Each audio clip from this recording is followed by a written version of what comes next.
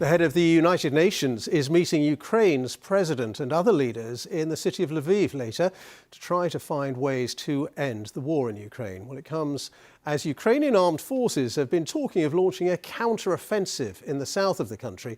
And now a senior military officer there has told the BBC they aim to recapture the city of Kherson within weeks.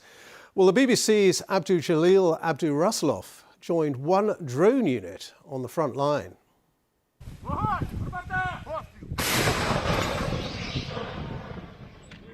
The war in Ukraine is the war of artillery. In the south, Ukrainian forces intensify shelling of the Russian positions ahead of their counter-offensive. And groups like these help them to direct fire. They are a part of Ukrainian special forces, and their job is to identify targets with the help of drones and pass their coordinates to artillery. This is the target they have chosen.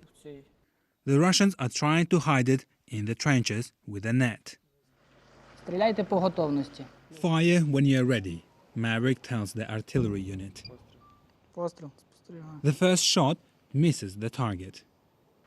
They keep trying. This one is closer, but still a few meters off target. Then the Russians respond. That's the sound of Russian artillery firing nearby. It is not clear what they're trying to target, but they're hitting the forest that is behind us. Moments later, it's clear we are the target.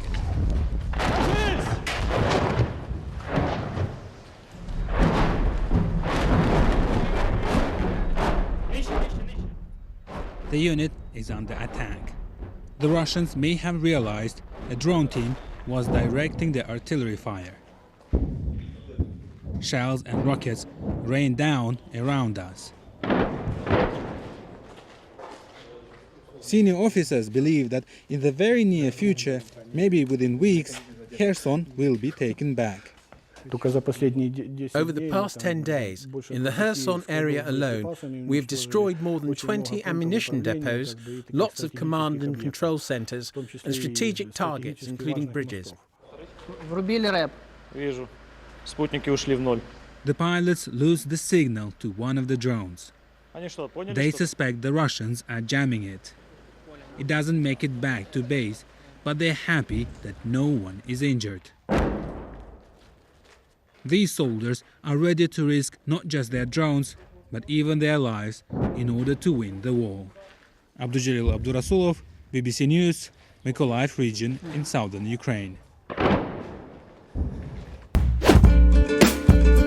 Now, you would generally expect a government to promote less drinking.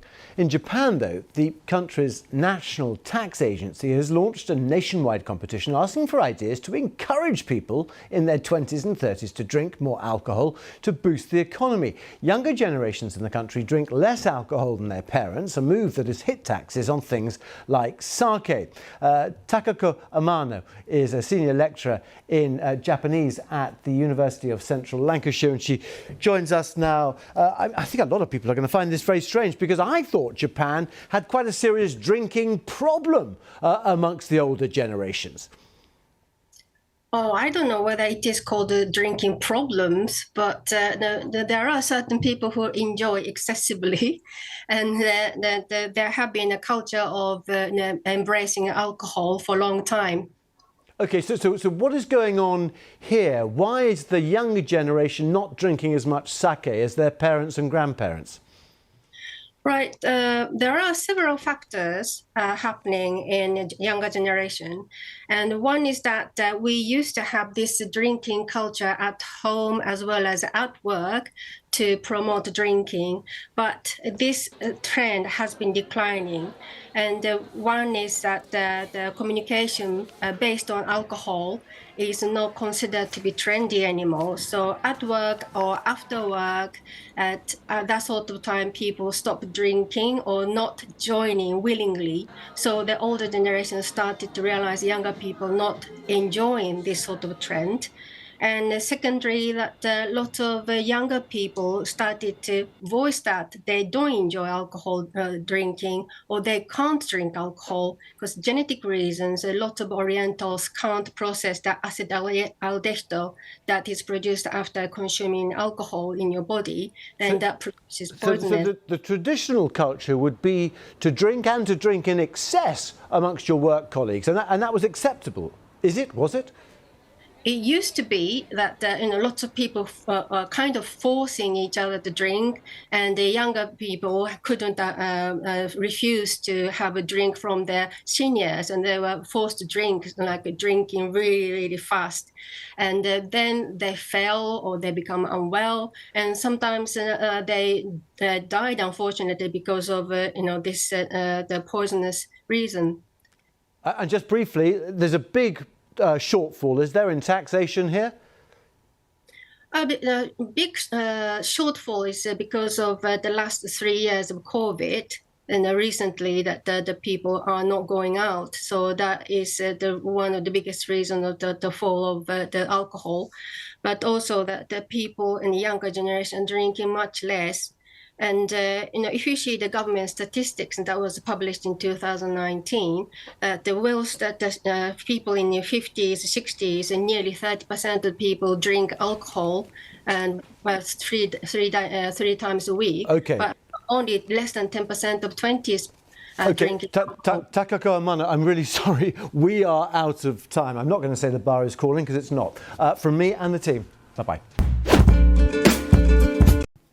In Spain, firefighters continue to battle wildfires which have led to the evacuation of thousands of residents.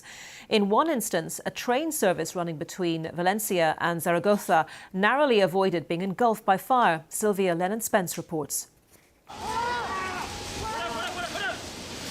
Flames rip through the land as firefighters shout, "Run, run," scrambling for their lives. The might of Mother Nature here in Spain, combined with the impact of climate change, presenting a terrifying threat to communities facing the flames.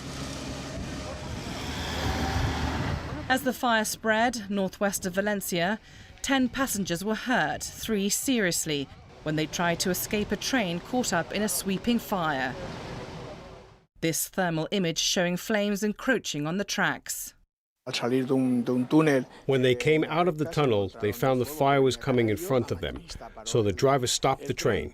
The injured were in bad condition. The passengers were scared. We gave them water and did everything we could for them. Hundreds of homes have been evacuated, with more than 2,000 people moved from the region. Firefighters fear as much as 6,000 hectares of land has been ravaged by the fire. Another blaze, also near Valencia, started by lightning late on Saturday, has devastated an area twice as large. More than 25,000 hectares left smouldering, a reminder of the power of the flames. But while this fire may be out, the summer fire season still has several months left to go. Sylvia Lennon-Spence, BBC News. Alan Weisselberg, the longtime chief financial officer of Trump's family business, he pleads guilty now to a years-long tax scheme. CNN's Kara Scannell is live outside the court in New York with details on this. Kara, what happened in court? Tell us. Well, Kate, so this court hearing, which began just at 10 a.m., Alan Weisselberg entered guilty pleas to 15 counts of tax fraud and related charges. According to prosecutors, Alan Weisselberg was receiving corporate benefits, including company apartments, tuition for 2 of his grandchildren, and a pair of Mercedes-Benz. Weisselberg admitted in court today that he purposely omitted these from his tax returns, and he said he did this in working with the Trump Organization. So he directly implicated the Trump Organization in his guilty plea today. Now, he spoke in very hushed tones, answering the judge's questions as he ran through the elements of each of these 15 counts, just saying repeatedly, "Yes, Your Honor." He did not give any other statements, but the Manhattan District Attorney Alvin Bragg calling this today, calling out Alan Weisselberg's testimony today, saying that he directly implicates the Trump Organization, saying this is invaluable testimony that they can use against the former president's Biden's company at trial. That trial that begins in October, and Weisselberg is required to testify against the Trump Organization, where he has worked for more than 40 years, Kate. Kara, thank you so much for that. Joining me now for more, CNN legal analyst and former prosecutor Paul Callan, CNN law enforcement analyst Peter Licata, he's a former FBI supervisory special agent, and CNN senior political analyst Nia Malika Henderson. Paul, first on Weisselberg, so he pleads guilty. The point of how the focus on Weisselberg all along was to try to get him to cooperate in a broader investigation into the Trump business. He's apparently not going to be willing to cooperate with them, though, as Kara mentions, he's going to be required to testify in court. What is he doing here? What happens? Well, he's been entirely unwilling to testify specifically against Donald Trump. And in negotiating this plea, he worked out this special deal where he will testify against the Trump Organization, but not against the former president himself. So I think that's a defeat for prosecutors. I mean, it's a big deal because somebody from the Trump Organization, and he's a key figure, he's a central figure of the Trump Organization, has pled guilty to this 15-year scheme of tax fraud. But we have no agreement that he's going to say anything about the former president.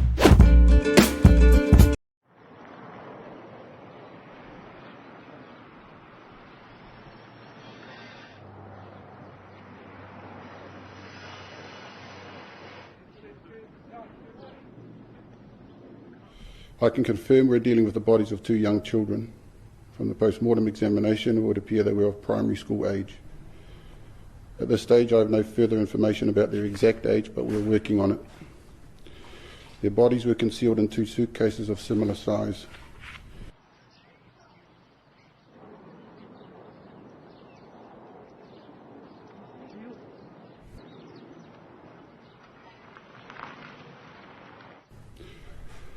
Early indications suggest these children may have been deceased for a number of years before being found last week. We also believe these suitcases have been in storage for a number of years. Formal identification procedures are still ongoing, which means police are not yet able to comment on the identities of the children.